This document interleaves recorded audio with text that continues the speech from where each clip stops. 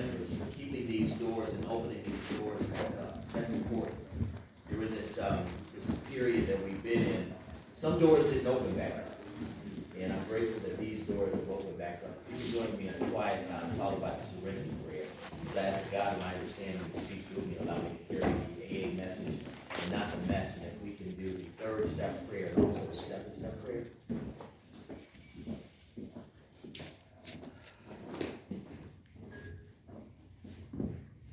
God, I offer myself to thee, to fill with me and to do with me as thou wilt. Relieve me of the bondage of self, that I may better do thy will. Take away my difficulties, that in victory over them may bear witness to those that I will help. Of thy power, thy love, and thy way of life, may I do thy will always. My Creator, I am now willing that you should have all of me, good and bad. I pray that you remove from me every single defect of character which stands in the way of my usefulness to you and my fellows.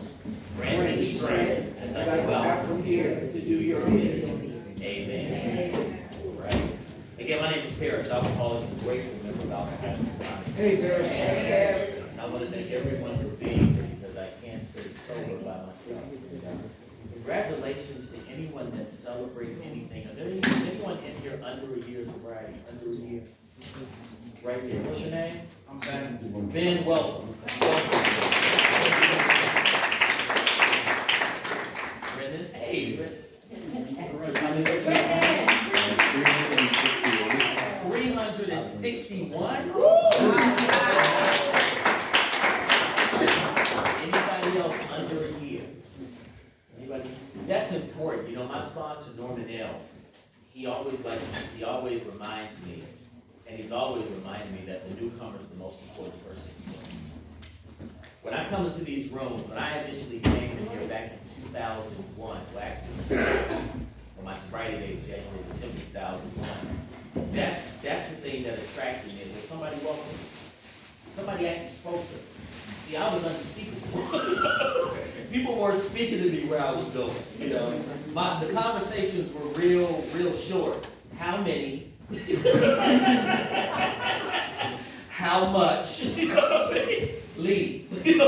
So now you're welcoming, and it made me feel as if I was a part of and not a part from. So I want to share something out of the big book, 2 pieces out of the big book, and this is on There's a Solution. And Daryl hit a couple parts in here, but I want to share the italicized portion on page 18. But the ex-problem drinker who has found a solution, who is properly armed with the facts about himself, can generally win the entire confidence of another alcoholic in a few hours until such an understanding is reached. Little or nothing can be accomplished. I want to go over to our 12th step, and this is really important to me.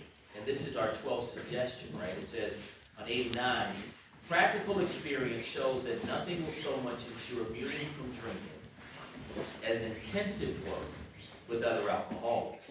It works when other activities fail. This is our 12th suggestion. Carry this message to alcoholics, and you can help when no one else can. You can secure their confidence when others fail. Remember, they are very ill. Life will take on new meaning. To watch people recover, to see them help others, to watch loneliness vanish, to see a fellowship grow up about you, to have a host of friends. This is an experience you must not miss. We know you will not want to miss it. Frequent contact with newcomers and with each other is the bright spot of our lives. You know, this is, I didn't understand a whole lot of stuff when I came into this design for living. What I didn't understand is why I had the disease, right? And is this a disease? I didn't know anything. But I thought I knew everything. This is just a qualifier. So I came to alcohol. Well, I picked up the first drink that set off the phenomenon of craving at 14. It was a brick of red Irish Rose. Put it to my lips, it went in my body, hit my bloodstream, went to my brain. And for the first time that I can remember, I had what Dr. Silkworth describes as a sense of ease and comfort. I was comfortable in my own skin. But after I took that big gulp and it started doing what it was doing, it didn't say stop, it said more.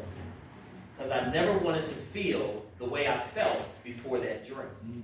And so that lasted for about 14 years, because I stopped when I was around 28. So for 14 years, I drank like I drank. I can't say I drank like Helena. I can't say I drank like Bridget. I can't say I drank like Daryl. I drank like I drank. What did that look like? I picked up and couldn't stop even when I wanted to stop.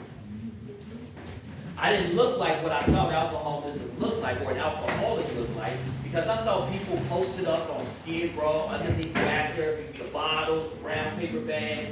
That wasn't what I looked like. So of course there's the denial. That's not me. And here's the thing. If you're thinking about a problem, there's a problem. So during that period, I'm suffering from what a good friend of mine, what we like to call denial. And the acronym for denial, D-E-N-I-A-L, don't even know I'm lying. How can I treat something that I don't believe is a problem and I don't believe I have? So what did that look like? I continue to drink. In our chapter more about alcoholism, it says that, that this is a progressive illness over an even typical period. We get worse, never better. People were telling me, loved ones, ex-wives, I say ex-wives, were telling me that, something's wrong. I said, no, nothing's wrong. I'm still paying bills. I said, we still have this. We still have that. I mean, you haven't left yet, so things must be pretty. And that was but a yet, right?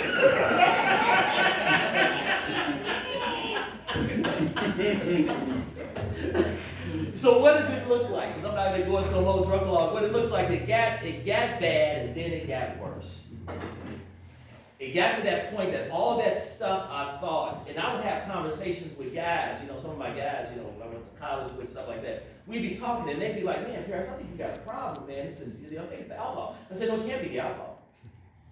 I said, what it is that, we're not getting our equal rights on this thing that we're trying to do. And if we have this and that, no, okay, well, Paris, you don't show up for stuff. You come at me.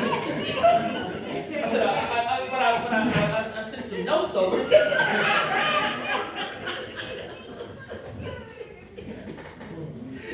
See, I was a blackout drinker. I thought I was in certain places.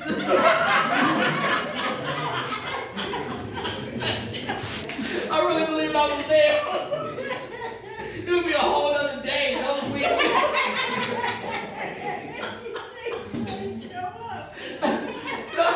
And I couldn't remember it. I didn't know what that was. I was just like, well, something's wrong. I was like, then you gotta throw it off. I was like, no, don't think about it.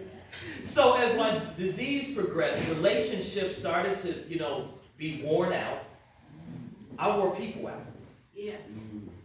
I was always, I was looking at my track record, and I was like, well, I know that happened in that marriage, and I know that happened in that relationship, and I know that happened at that job. And then I was looking at how happy they were when I was gone. I was just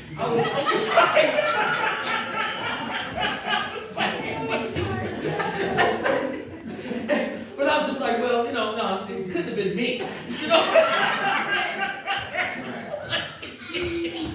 I'm an alcoholic. I'm not going to admit anything. Right? It's you. It's them. It's that. It's whatever. And so having these conversations with myself most of the time. And with the bottle, right? What did it look like? All the stuff that told me that, the power, the prestige, the da. For me, as it talks about in step 6, the scorecard had to read 0. Yeah. See, this is what I love about the God of my understanding. He meets me where I'm at. Right. And he allows things to happen to allow me to lean to him. And God is not over here, it's not over here, but God is vertical. So as I was going through what I had to go through, and thanks for sharing that there, everything I went through, I thank God I went through it. Because guess what? It talks about in step 12, it's uniquely qualified me to help someone else. I used to ask my sponsor when I finally stopped sponsoring myself. I asked him, I said, all this stuff. He's like, if you didn't have a mess that you went through, how could you carry a message to someone else? I've heard people say, I didn't go to do anything out there. I get away from that. Because first of all, you can't help me. We have nothing in common. You know, and it's amazing that once I finally surrendered after this is what that looks like, right? I had been hearing the man. It says someone armed with the facts, you know, that you can hear the steps through them. I'm not talking about just steps 1, 2, and 3, but hear the whole content of the steps. See, I didn't need, as Claude used to say, remember Claude used to say, I don't need a quarter horse for a mile race. I need someone that has worked all these steps so that he can give me exactly what he has. So I was watching this man for the 11 months that I had been coming around Alcoholics Anonymous, making 3 to 4 meetings a day, looking at people, judging everybody. Nah, he's still drinking. They're doing something in the basement of the mustard seed. They come up too happy. I got all this going on in my head, right? And then I'm gossiping in my head because I wasn't talking to anybody in the room, so I'm gossiping in my head. They're doing this, they're doing that. And I had no focus on me or no focus on recovery or even getting into the plan of action. So I was suffering from what I like to call sobriety, just a dry drunk. Waiting for it to happen, whatever it was. What was it, Kim? Kim, it looked like this. I was at a 5:45 meeting, sitting in the back of the mustard seed, and I heard they said day counts, and I started calculating my time. I said, it's 11 months today. I said, it's time to celebrate. So I waited, I couldn't hear anything else the speakers were talking about. I got out, we prayed. I went out the door, there was a Dominic's on North Avenue. My man was already set. I'm going to get what I need, which was always on sale, Ice House, case of Ice House. That was the start. I grabbed that Ice House, put that can in my mouth, put it into my body, hit my bloodstream, went to my brain, and the first thing it said, well, why did you take so long? Wanted to die. Because see, you guys had got ingrained in it. But the guy I was listening to for that 11 months, every time he shared, it was something about the way he shared because he was so honest. See, you know what I found out? Everyone is not qualified to sponsor. That's why it's important for me, and everyone is not qualified for me to hang out with.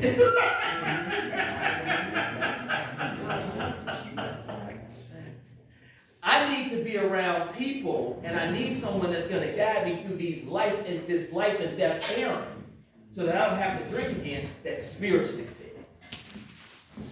I didn't need a chaos agent that was looking at everybody else, or looking at gossip, barber, confusion, and assassination of character. I needed someone that was grounded in the truth about themselves. Someone that could lay this plan of action out as it's described in the book so that I could get the relief that they had. That I didn't have to drink over it, whatever it was. That's what I wanted. And God directed me by watching that man for that 11 months sitting in the front row of the mustard seed at those 5:45 meetings. And when I finally got to my sister's house after I drank again that night, she said, Parents, I'm crying, I'm drunk, I'm high. I need some money.